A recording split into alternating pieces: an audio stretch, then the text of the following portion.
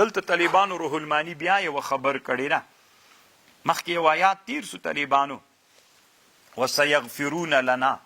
ويقولون الله به موږ ته چې ګناهونه کوي دوی وایي موږ ته به الله بخښنه وکړي وایي اوس په دې صوفیانو کې داسې هغه دي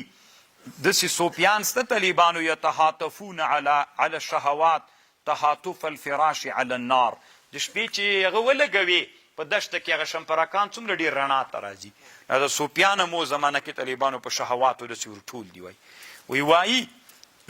یوه دوی داسې وایي طالبانو وایي حرام خوري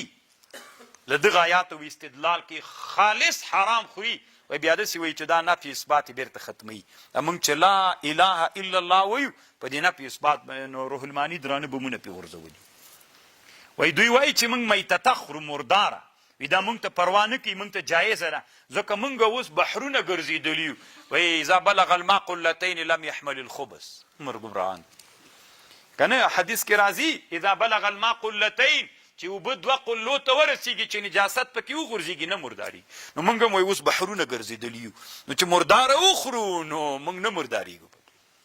الله دې طالبانو داسې ګمراهي نه وساته